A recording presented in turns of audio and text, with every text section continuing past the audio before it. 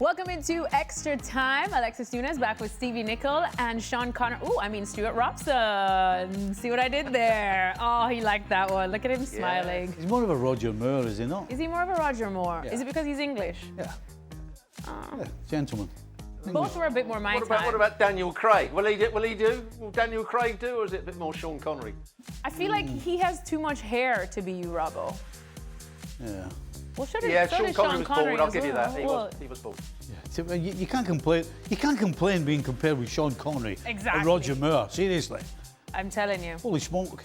Sean Connery's my favourite Bond. Always will be. Always will be. All right, let's get into the first question. Stevie and Stewart, have you ever been shocked by the quality of an opponent from a lower league, like teams must have been by Bodo Glimt this year? Robbo, let's start with you. Absolutely. When I was playing, when Stevie was playing, there wasn't such a big difference between the teams at the very top in the first division, as it was called then, and some of the teams playing in the third and fourth division. When you went to their grounds on cup ties, you were often surprised by how good they were, how well they played. The pitches weren't quite so good. But we went to York City, Arsenal, and we lost the game 1-0. And 4 or 5 of their players played out of their skins on that occasion. You know, brilliant passing. The centre forward, I think, was only 18. Did brilliantly against Dave O'Leary. I don't think he only played about another 10 games, but on that day he was absolutely brilliant. So yes, you went to a lot of grounds in the lower divisions, and you were shocked by the quality of the players that were playing there. We actually went to York City a couple of years before that and drew 1-1. We were European champions. We just won the European Cup. And we went to York City and drew 1-1. Beat them in the replay. The biggest surprise I got was with Bolton Wanderers. Early 90s, when they were flying in the first division, they came up. We played them in the FA Cup. We played them at their place. We drew 2-2. Thought, okay, get them home. We'll beat them at home. And they beat us at Anfield and completely outplayed us. So yeah, Bolton Wanderers back in the day, early 90s. Magic of the FA Cup, that. Yep. That's why you got to watch it on ESPN. Yep. Next question. Why are Palace and Glasner not parting ways? How will it affect the team performance? Well, I mean, I think he is leaving at the end of the season at least, but I suppose he's wondering why they're not parting ways any sooner. Robbo, what do you think? Well, it's a good job they got that result against Brighton, because there's always one team that come tumbling down the table, I always think, after Christmas. And it looked as though Crystal Palace could be that team. It might be Brighton now. But yeah, Glasner and Crystal Palace have fallen out. He's fallen out with the owners and the chairman, and they're keeping him for the moment. They know he's going to go at the end of the season, and I suppose they don't want to disrupt anything, or they can't get the person in they want. So it's only a matter of time, and I think they've just about got enough to avoid being dropped into the relegation zone. So yeah, it's only a matter of time really before he goes. Stevie? Surely he just doesn't want to leave this crop of players. I think the fact that they won the FA Cup last year and the fact that they've been doing pretty well in Europe is the reason why the Glasner is still there. Because I think there's still... I'm sure a lot of the players will be upset that Glasner's leaving. They'll be upset they actually turned round when he did and told everybody. But I think there's enough respect between all of them, and I'm talking about the board as well. That's why it will work, because 9 times out of 10 this sort of situation doesn't work. Because generally when players know the manager's leaving, it's really tough to get the best out of them. Yeah, sad situation there. I love me some Crystal Palace under Glasner. Next question. At Manchester United, are we seeing a genuine cultural reset, or is it just a short-term bounce under Michael Carrick? Robbo, what do you think? We can only tell whether it's going to be a change of sort of philosophy and a change of culture if he stays all the way to the end of the season and they get some very good results. But we've seen it before. We thought that on a couple of occasions Manchester United had a good run. Oh, this is a change of culture. Yeah, they're doing well. You know, the manager's got it sorted out at last, whoever the manager was. But it's not lasted. But it shows that the players have got it in them. It shows the players can play with great intensity when they need to. They can play with great organisation when they need to. They can work as a team when they need to.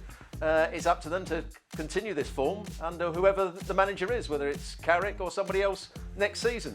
The players have shown that they can be good enough when it matters. Stevie, what do you think? Do you know, Man United right now are a great example of a team who are playing under no pressure. No pressure. I mean, we saw it under Ollie. As soon as Ollie took over, the same thing happened. And then as soon as he became the manager, the whole outlook changes. Now you have to. You know, it would be nice to is way easier than you have to. The difference in the pressure at Man United right now, playing one game a week with no pressure on you. I mean, they're making it look easy. Not quite as easy as making it look, but you 100% won't be able to tell till they get a proper manager. Did also Ruud van Nistelrooy? Stevie? Did Ruud van Nistelrooey, when he was caretaker manager, he had success as well for the, I think, 3 games he was in charge. Yeah, he got the Leicester job. Again, no pressure. Because of it. So there's no playing football's dead easy when there's no pressure on you. Yeah. It's a different ball game when there's a little bit of weight on your shoulders. You just can't wait. Can't wait for them to sign someone, and then how did you know that? Because I can see the flicker in your eyes. Keeps the heart pumping. I know, exactly. It just pains you to see me slightly happy, doesn't it? Well, I don't mind because I know there's a fall coming. I was going to say, you know there's going to be a spectacular fall coming indeed. All right, next question from Joe. Stevie and Robbo, any memories of playing against each other? Oh, are we aging Robbo? Surely Robbo wasn't born. No, I was playing for Arsenal probably before Stevie was playing for Liverpool. I was playing for Arsenal in '81, and I think you came down in '83, something like that. I came down at the end of '81. Yeah. So Robbo. Yeah, you were playing. Do you ever play it against each other? So I remember playing against. Yeah, we played against each other. Right. I think Stevie played. It was a game where Niall Quinn scored the opening goal on a fairly icy pitch at Highbury, and I think Stevie played at right back. And we won the game 2-0. In fact, the only time we did beat Liverpool when I was playing. So I think that was the only one I can remember. Fond memories? Well, getting beat 2-0 at Highbury. No, That's what I'm saying. I'm fond about that. It's okay. Look at how you ended up. Yeah. All's well that ends well. All's well that ends well. Whose trophy cabinet is a lot more full? I don't have a trophy cabinet. You don't? I think Stevie's. No. Yeah. Where'd you put all your memorabilia, all your silverware? In the loft.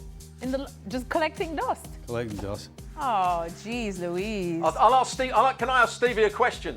Go ahead. Did he play in Alan Hansen's testimonial against England? Because I played in that game. No, I didn't. Scotland were playing. We had a World Cup qualifier. So I never played in that game. I think was it Iceland? Yeah, I didn't play in the game.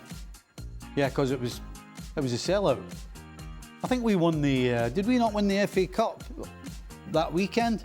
No, you lost the FA Cup. No, you lost the FA Cup to Wimbledon that weekend. Aye, because Hansen was moaning, right? Because instead of being 43,000, so it used to be 43,000 was the capacity, and he was complaining. That it wasn't. Well, he was complaining to Aldo because Aldo missed a penalty, so he was complaining to Aldo that it cost him 3,000 fans because there was only 40,000 turned up. So he blamed Aldo. It wasn't a full capacity. So yeah, I was playing for Scotland in a World Cup qualifier.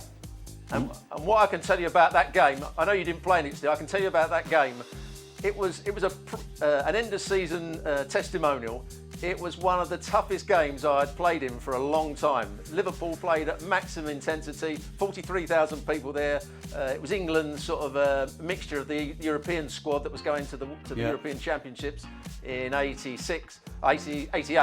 It was a really tough game and played at a high tempo, proper game of football. Well, it would be because you guys were going to Euros, so as you said, there'd be players there trying to get either in the squad or in the team.